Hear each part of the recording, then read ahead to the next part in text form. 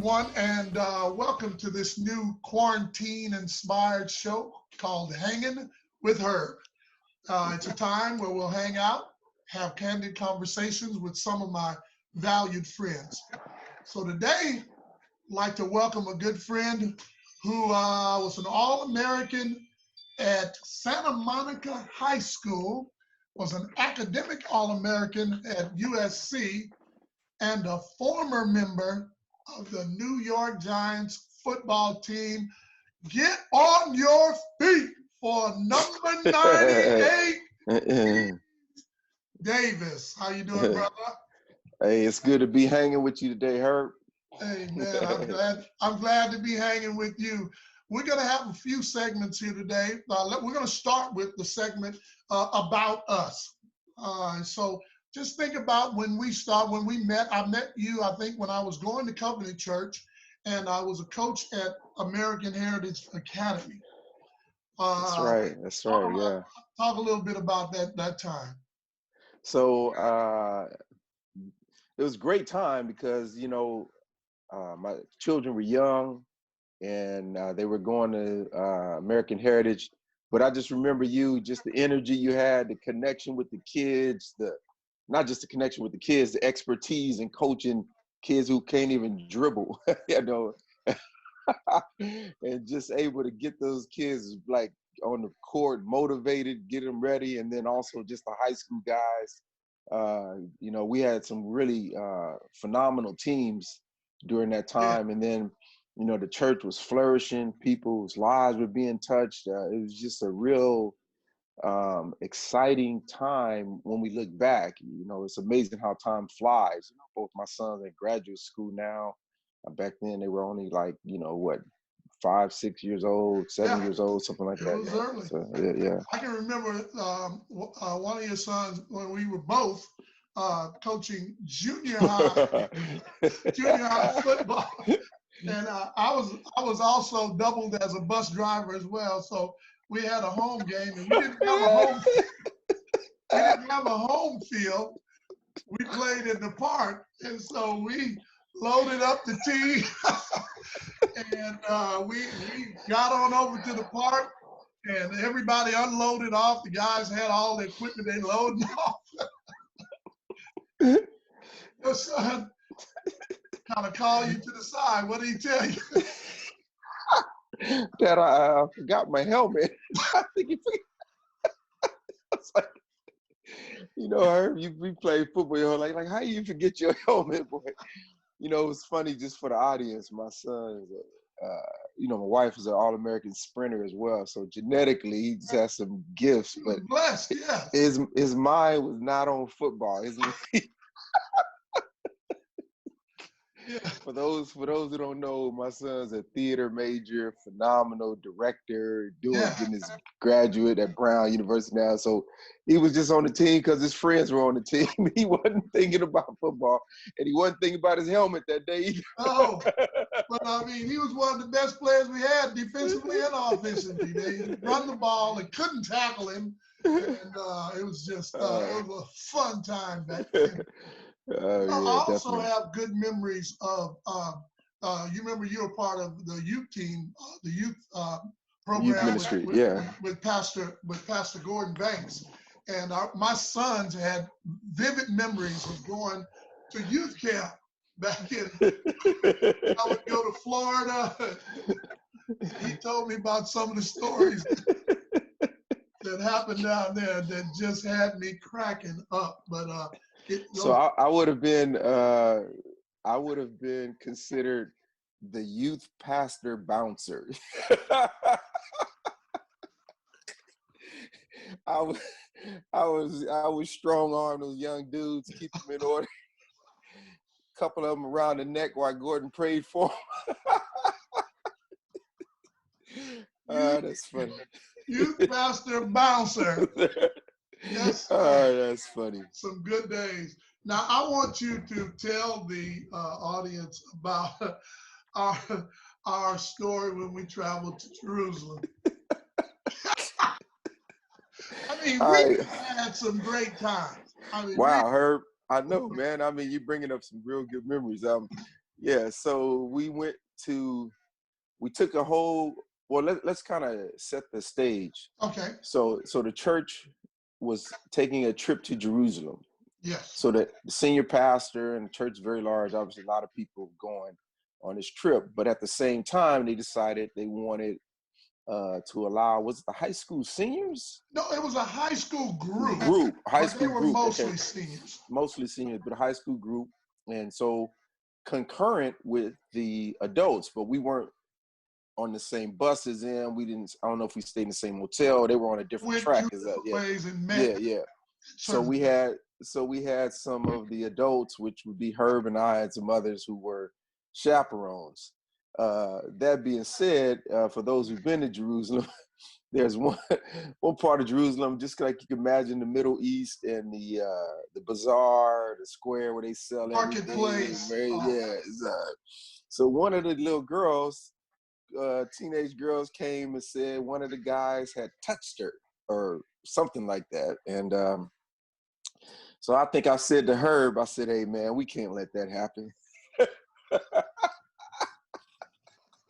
So I said, "So we got to go over there and confront this guy for touching this little girl, you know." You got the whole Touching her group of men though. unappropriately. So we got about, I don't know, 4 or 5 of us. We became the Christian gang.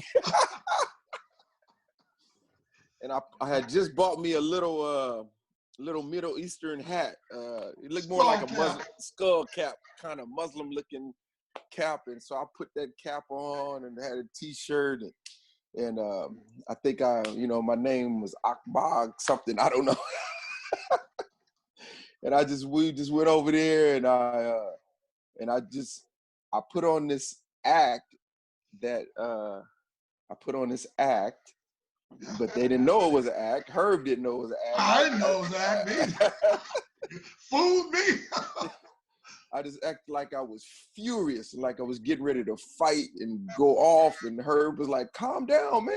I'm looking, man, and I see people running around, and I see a man out there, and I'm like, the guy was frightened in his pants, like he was gonna pee in his pants. His father came out, made him apologize to the girl. That was a good story, man. I could have won an Oscar on that one.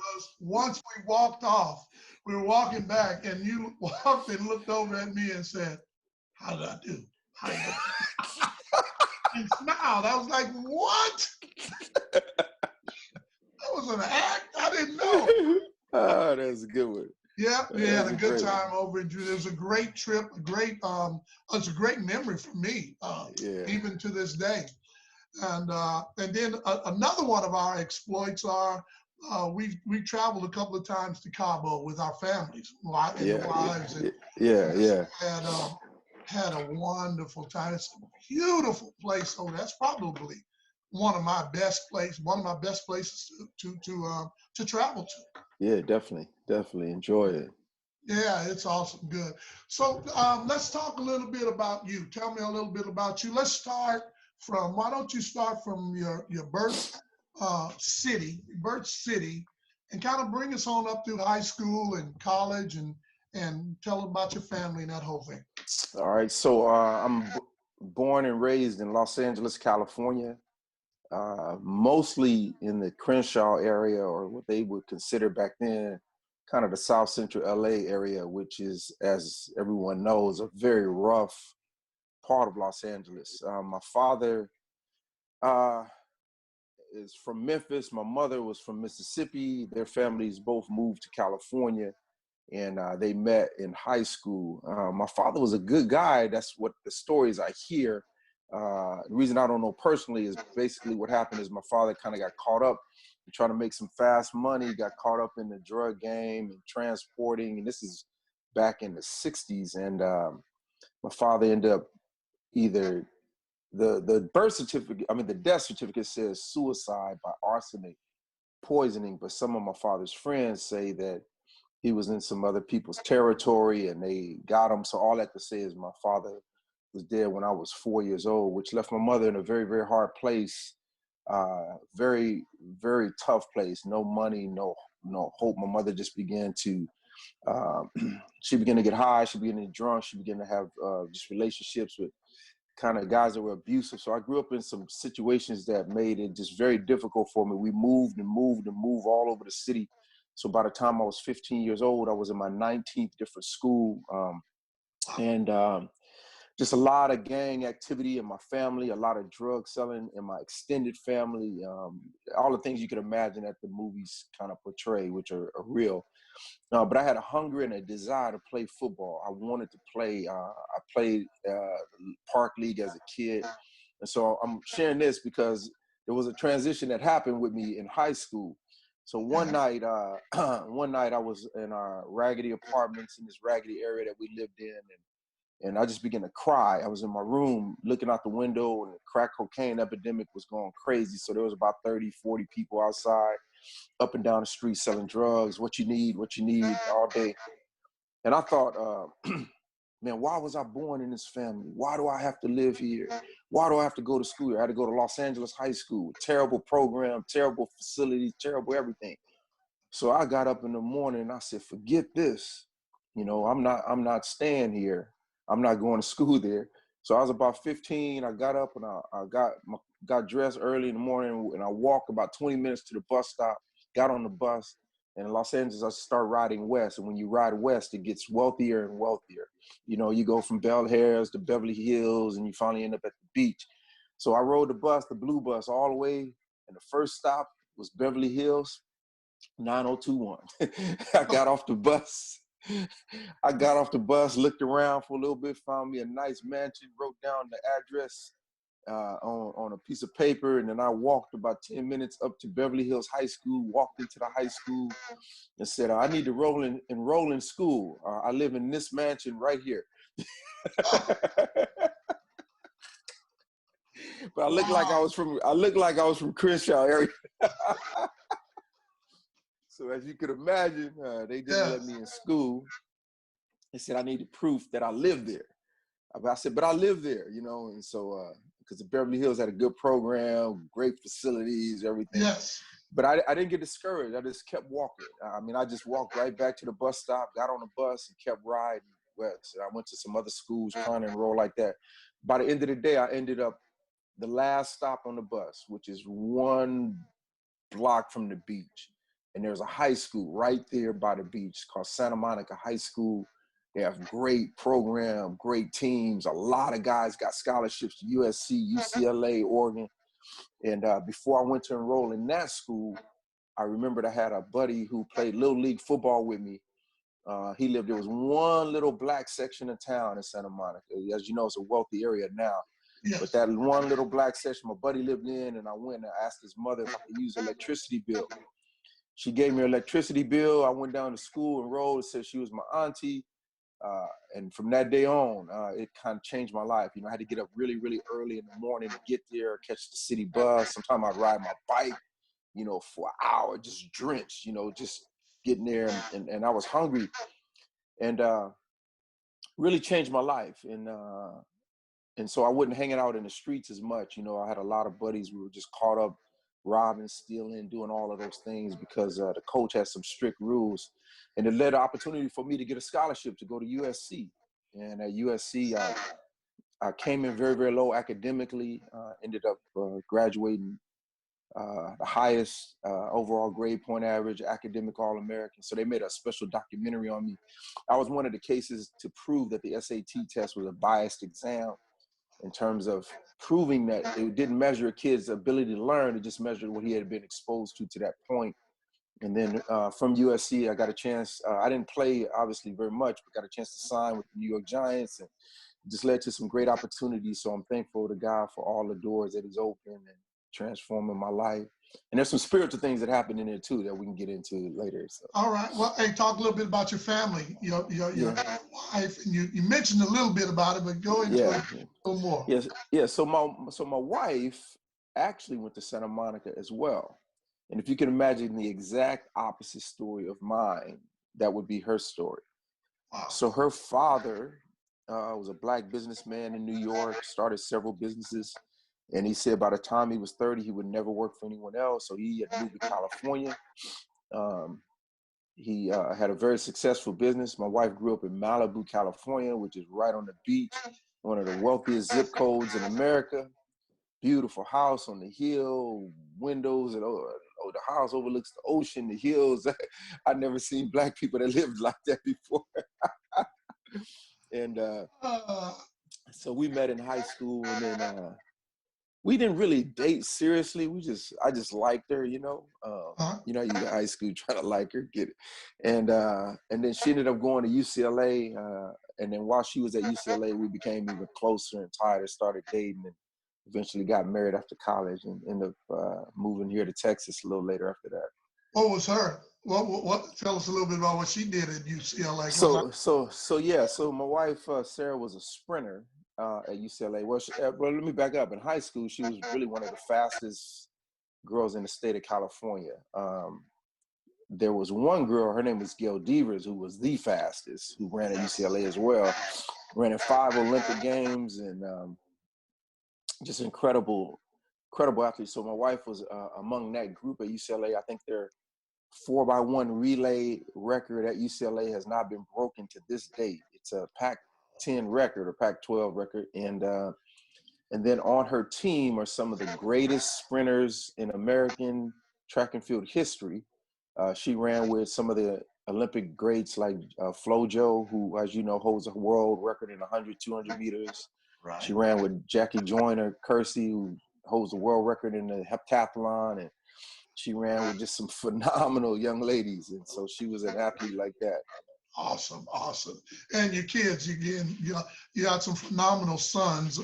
Tell us a little bit about them. Yeah, so we have 2 sons. My oldest son, Josiah, is, like I said, just a great young man who found his gifting. You know, the Bible says, train up a child in the way he should go, and when he's old, he will not depart. And I believe you train them up spiritually in the way they should go, but also just kind of pouring into them whatever their gift is, or their that thing that I think they're uniquely qualified for. You know, right. I just tried to just help them develop that and train them up. So he's a very unique and gifted in theater, film, directing, and all that. So he's graduating from one of the great schools, Brown University, and Ivy League, with his master's degree this year.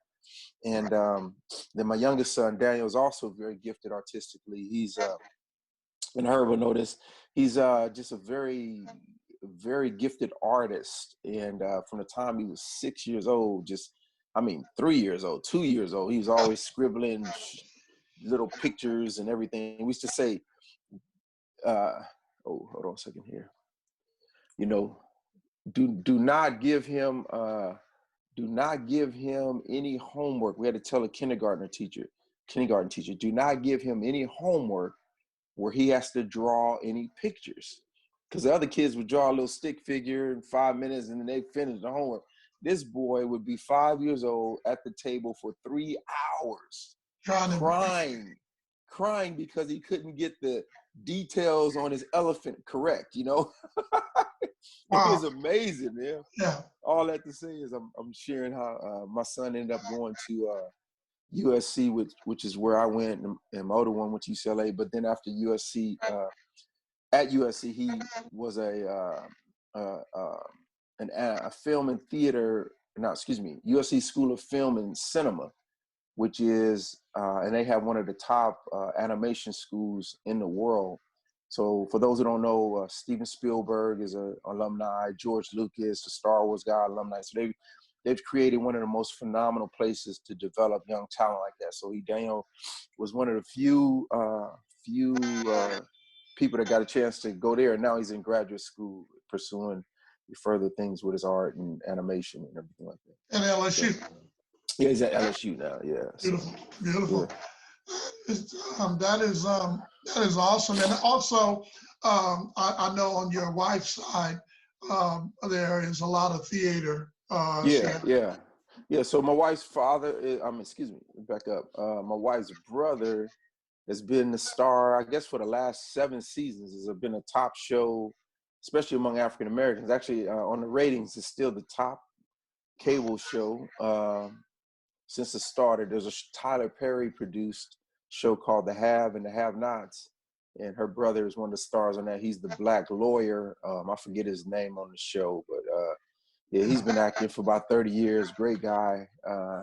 Wife has a great family. And then her sister, who presently lives in France now, but before she moved to France, she was kind of one of the head people for Morgan Freeman's movie production company. I think the company's called Revelations. And so she's been on some credits for some Oscar-nominated movies. And then her nephew is also in that industry as well. So I think that's where a lot of that gifting comes from. Gifting comes from. Yeah. So it's been good. Awesome. Let's get some rapid fire questions here. All right, let's do it. All right, think about your best teammate. My best teammate? Yeah, either in high school or in college or in the pros. Best teammate. I guess you got to qualify that, because you got some teammates that are your best teammates. Do you mean the best player, or do you mean like your best friend, or do you mean just the best teammate? That's good. Let's go with best player. All right, so I definitely would have to say I played with one of the premier linebackers ever in NFL history. His name was Junior Seau, Samoan player. Everybody knows. Passed away a few years back. Had the concussion issue, which he didn't know, but played 20 years in the NFL as a linebacker, which is unheard of. But I remember the kid when he first came in. I mean, he was really put together. And for those who know Polynesian players or Samoans specifically, I mean, their bodies are just like made for football. Just strong as could be, muscular as could be.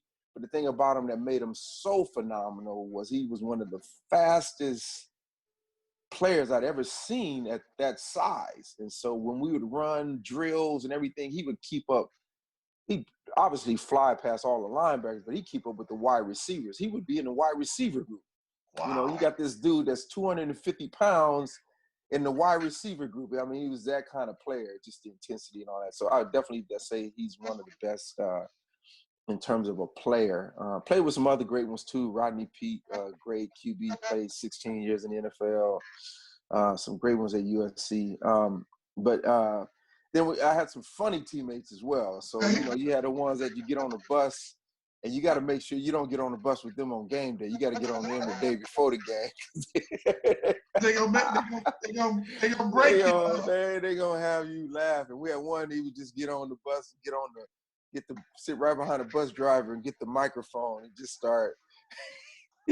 It was like the comedy show. It was like, it was just like the all-star comedy weekend from the time the bus took off to the stop. By the time the bus stopped, you got tears in your eyes, your stomach is aching, you wore out, so. Absolutely. Yeah, those teammates. And then I got my best friend, who actually I'll see today. He was a wide receiver out of Kansas City. Didn't end up getting a chance to play a lot because he had some injuries that just never recovered. But he's my best friend. His name is Marlon Washington, and just a spiritual rock and solid brother. That's a be a good story. So we had a house that we lived in.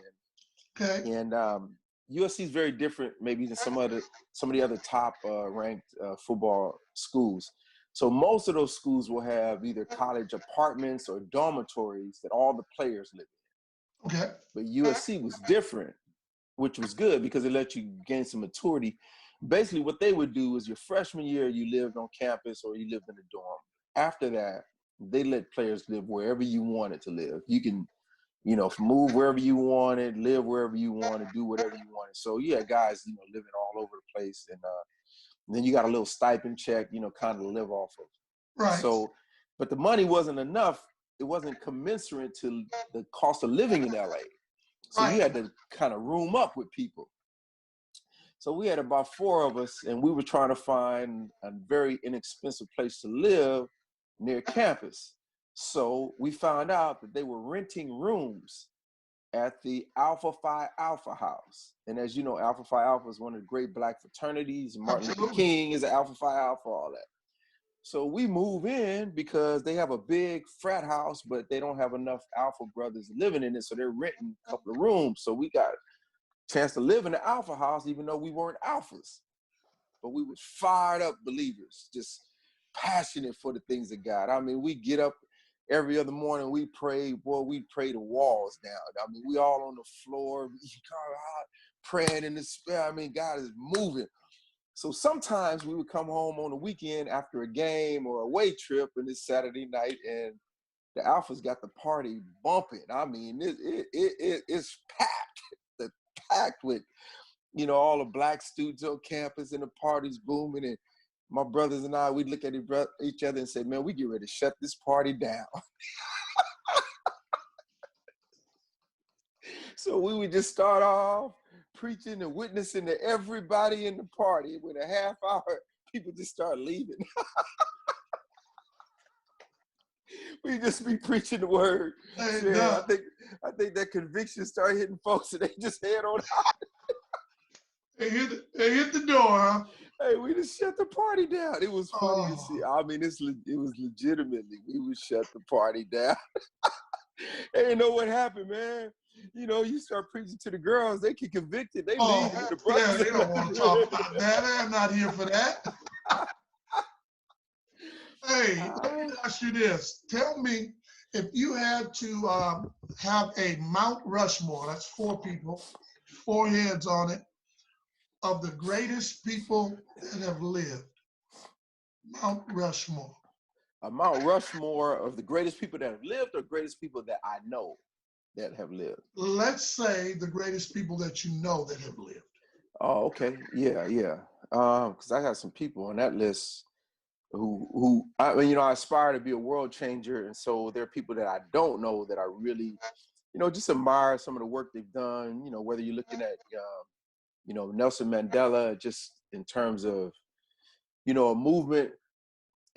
And I only share that because you've been to South Africa, I've been to South Africa. You think of a man who just given up his life, basically his family, gave up everything just for the advancement of people and to change a nation, and the price that he paid, been in prison for 27 years just for doing what's right. So it's very touching to think about that phase of selflessness, Right. you know, for a further cause. But in terms of people that I know, I want to start with one of the great men who's passed away years back. His name was Dr. Ed Cole, or Dr. Edwin Lewis Cole, who's written several books, many of them bestsellers, men's books. He was probably one of the great foundation leaders of the men's ministry movement in the nation. Wrote great million seller books like Maximize Manhood, Courage. He had one called Communication, Sex, and Money, in terms of just the challenge of men. One called Strong Men in Tough Times. I'm sharing that because these books I just read over and over and over and let them dwell in me richly. And but he also, the way we met was he came to speak for us at a chapel service that we had. And you just never heard a man who was he was older in age, but so powerful, so deep. I mean, it was just, and he would transform my teammates and our ministry on the team and everything. And so I think he would definitely be one of those men, you know. And then I think, because he just taught me how to be a man, a father, and all of those things. Another person that probably would be on that Mount Rushmore would be, it doesn't have to, does it have to be men or women, or it could be just 4 people? Four people, yeah. So I think I will put my mom up there as well, only because my mother, I think I told the backstory on her life, but I didn't talk about her transformation. So, you know, I was about 15 years old, maybe. My mother we're living in LA in these rough neighborhood, raggedy apartments, all this stuff going on. She had been through so much in life, but my mother went to a funeral, and at that funeral, there was a pastor who was speaking, Dr. Billy Ingram, and he was a young pastor, actually an All-American basketball player at the University of Oregon, and then went on to Bible college. I think he played a year or so with the Lakers, but just a young guy, very sharp though, spoke, you know, Greek, Hebrew, and a couple other languages, which was kind of uncommon in the city. And but he had started this church, and he was the pastor during the funeral for one of my cousins who had got killed by the police as that whole thing went on. And every time he spoke, several people would just get saved. And so that day, at the funeral, my mother gave her life to the Lord. A couple of her sisters gave their life to the Lord. And then my mother came back, and within a week or two, it was just different. And I didn't know what happened because I didn't go to the funeral. I didn't understand spiritual things. So I just kept saying to my sister, what happened to mom? You know, what happened to mom? I mean, it was just like from total confusion in our house to total peace, you know, from no direction to direction, from just the favor, from no favor of God, just the favor of God on our lives. It was just crazy. We were still living in the same place, but a different environment. And then my mother just began to just pray for me. And she began to really pray for me. I was really getting caught up in the streets. And I think, you know, my mom's transformation led to just the life that I have now in terms of her intercession for me and intervening. You know, I would never go to church with her at all. I remember, I think she just prayed one Sunday, I just got up because on the West Coast, NFL comes on Sunday mornings early, you know, it's on by 9 a.m. So I wasn't going to church, man. I wasn't missing no football. But I went with her one day, and man, the Spirit of God just began to move in that place. Even though I was sitting way in the back, they would stand, I wouldn't stand. They would sing, I wouldn't sing. I'm just sitting back there. And boy, that voice was just getting louder and louder, a silent voice in my head by getting my life right. And it changed me. It changed me. And God just brought me into relationship with him and my mother's prayers and interceding. And so just changed my life. So I have Dr. Ed Cole, I have my mother, and then probably one of the pastors that helped me more than anything growing up, Pastor William Mims, and then some of the great people. Let's see here. I'm thinking of and it's funny, you know, I'm Black, and so I have two white men, which are just powerful, because I was thinking of a man named Bill Glass, Glas. So Bill Glass has probably been to more prisons than anybody in America. He started his prison ministry way back when he was playing with the Cleveland Browns, and then he would do crusades with Billy Graham. And he became kind of a surrogate granddad to me. This is after my ministry started and everything. And back in 1998, I started going to prisons with him and speaking with him. And so I've done prisons with Bill Glass in Peru and South Africa and London and Russia and everywhere. And I mean, he's 86 years old and still going strong, writing books, speaking in prisons. I mean, it's amazing to watch. It makes me have a whole new concept of just retirement or when you stop or whatever, because I think it's just interesting how some people, you know the purpose and the vision they have for God, and they just keep moving with it, you know? Yeah, so anyway, I add him to the list as well. Well, I appreciate that, man. That's a deep list. That's a deep list, man, and well-rounded. Yeah. So, hey, I just want to thank you, Keith, for sharing some time with me today. And in closing, I'd like to honor my parents, Lee and Cree, and I want to encourage each of us to always to unite and just give someone a smile. So with that, I just want to touch my hat and say Zikomo to you. And that's thank you in Zambia. So God bless you, man. Have a great day. Thanks, Herb. It's good hanging with you, man. Hanging with Herb. Yes, sir. See you, man. All right, bless you, man. Bless you. God bless. All right, bye.